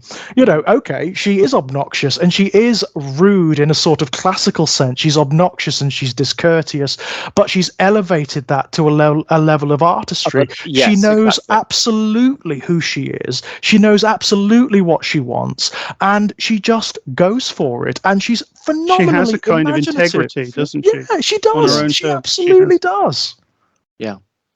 It's interesting. That does kind of echo something from the novels, because I remember this as one of my favorite parts of Red Dragon, actually. After he is abducted and mutilated and he's dying, the version of Freddy in that book, Will meets his girlfriend.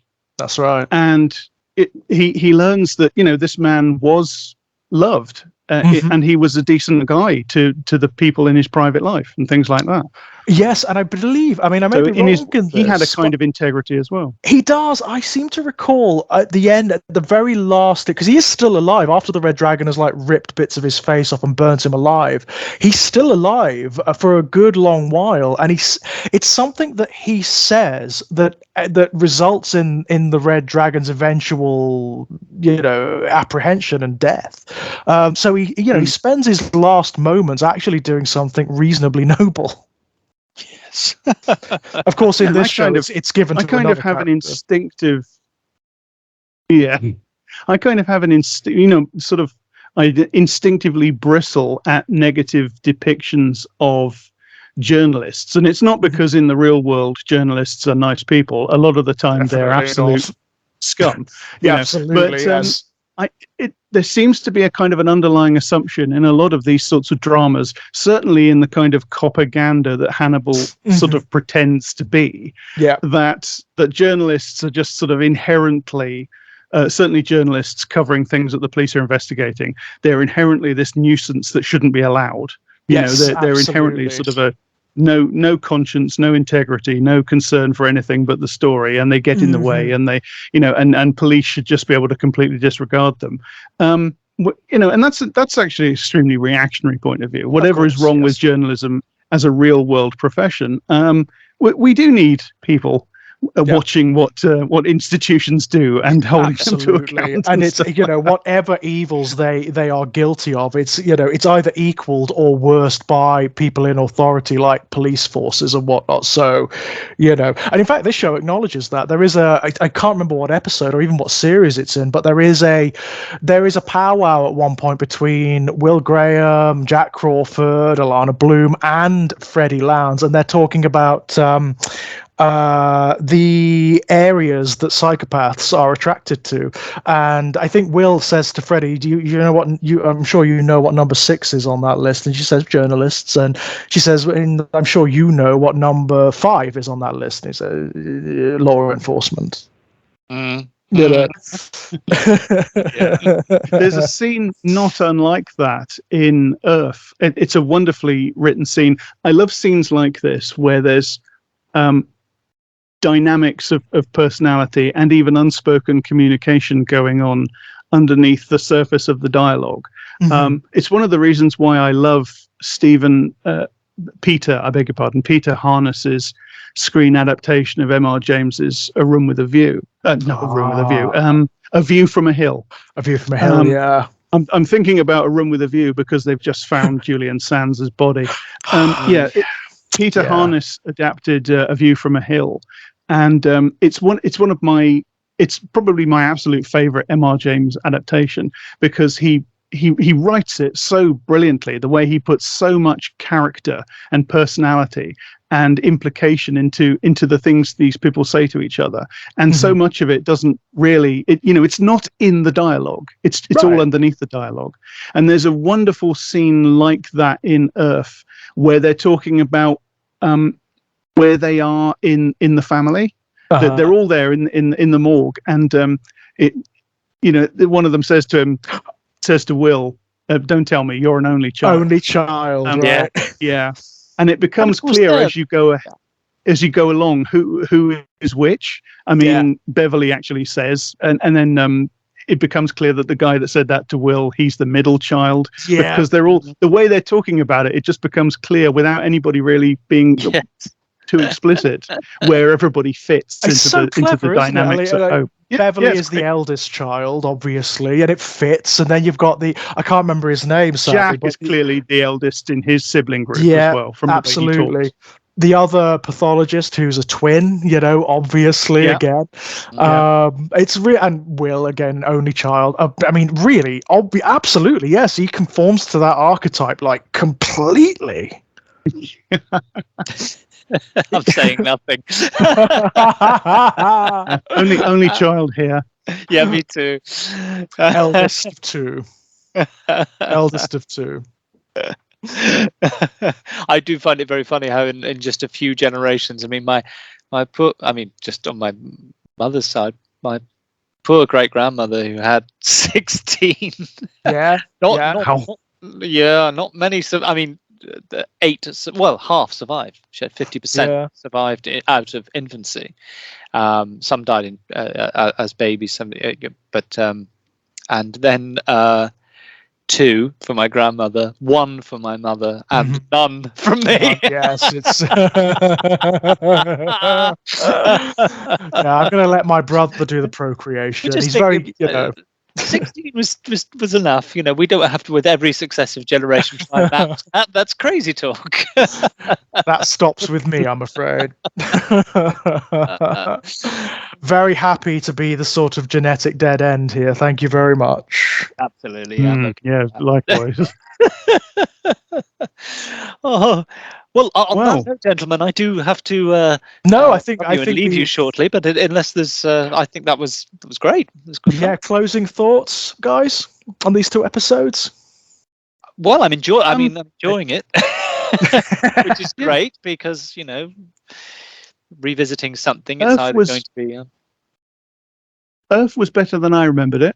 I sort of going in, I had this idea in my head that it was the first squib of an episode, if in fact there are any that can be fully said to be squibs. No, I know exactly what you mean, Jack. I felt that too going back this time, but actually there's a lot going on in it. There's a lot thematically going on. Is that it could have been a double episode. However, it is better to be left wanting more. Mm-hmm. Yeah, absolutely. I mean, I would have liked to have seen things like, for example, have you noticed that with this particular sort of serial killer of the week scenario, it's almost exclusively Will engaging with it and not Hannibal? Mm. Hannibal sort of engages with it via Will, and in a very abstract way, because Hannibal is kind of not interested. He's interested in what it means for Will. Even when he's talking about it, he is turning it back around to Will's childhood all the time, because he really likes this guy and he's really fascinated by him and he wants to know more about him. That's what I'm loving about. There's something semi-official about it as well, because sort of Hannibal's role in the team, to the extent that he is in the team at this point, is to be Will's psychiatrist. Jack actually calls him that specifically. So he's not really in the team in terms of investigating the crimes yet. To the extent that he's involved, he's there sort of following Will around. That relationship between him and team will develop as it goes along. It's not. I think the most engaged he's been is with Stamets, isn't it, in the last episode? No, it's not actually. No, I'm confusing a couple of the episodes. No, it won't be until much later that he gets directly involved, when he's sort of drawn into it. Well, he kind of inserts himself into it, doesn't he? Let's be fair. That's true. They work strangely well together as a twofer. Because they seem to have themes in common that develop across the two. I think that's it. I think thematically they work really, really well. I would have maybe liked to have seen. I would like to have seen maybe a bit more about the sort of Lost Boy scenario. I certainly would have liked to have seen a bit more about the woman. What's her name, Eva? What was her? What was she doing? What was the motivation there? She was very well played as well, and I just wanted to see her get more screen time as well. Oh, she's a great actress, isn't she? I've seen her in so many of these shows very like this, and she often plays characters of a similar, slightly sinister bent, and she's very, very, very good. I would have liked her to have had more screen time, but was ever thus. Yeah, absolutely. Well. When shall we three meet again? Absolutely. I mean, before we go, guys, again, anything you'd like to pimp out? I can't this time. I will be able to pimp out something possibly next time, because I've got a little thing coming up. No problem. Jack? Oh, exciting. Sure. I have all sorts of stuff. Main thing is I Don't Speak German, the podcast that I do with Daniel Harper about the far right. We've been on a little bit of a hiatus lately, but we're going to be back to it soon, and there's our back catalogue.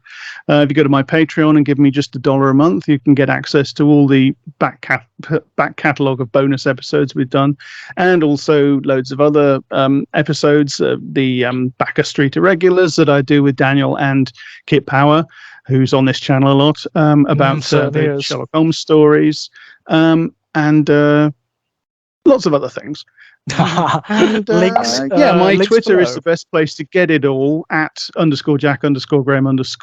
I have a rather sick cat at the moment. My black and white boy Eli has got himself injured, and he's had really a very nasty infection, and he's had to have several very, very, very expensive medical procedures. So I'm running a GoFundMe. So if anybody would like to help me pay for Eli's recovery, you could go to my GoFundMe. You can find that on my Twitter. I've missed Absolutely. That. Jack, send me the link to that, and I will put that with all your other links below, yeah? Good idea. So guys, if you can, down below, please, yeah? In the notes section, yeah? As for myself, guys, same as usual. Find me around here on the Exaggerated Elegy channel, where I'm doing lots and lots and lots of different things at the moment, including this series. You'll find links to all of my published work over at strangeplaygrounds.com, or if you just go to the Evil Empire of Amazon and type in George Daniel Lee, you'll find all of my short story collections. Much appreciated if you do read them. Leave a review. Don't care if it's good or bad. Just leave a review. That'd be very, very kind. Helps me out enormously. And if you'd like to chat, you can chat to me. I care. Do not leave a bad review. If you do, you'll have me to deal with. Oh, well, there you go. I said nothing, and this is nothing to do with me. That's all, Jack. There you are. I just kept thinking all the while you were saying that, but back to getting noticed as an actor and just how crushing bad reviews were. Oh, no, I I'm don't just going mind. away and I cry. honestly don't mind. Bizarrely, I have had some of the more negative reviews I've read, I've been oddly enlivened by, because they've been negative in a way I've almost intended. It's like, yes, you were the audience I wanted to alienate. Good. I'm doing it right. Oh, brilliant. But until next time, guys, Thank you bye-bye. so much. Take care. All the best.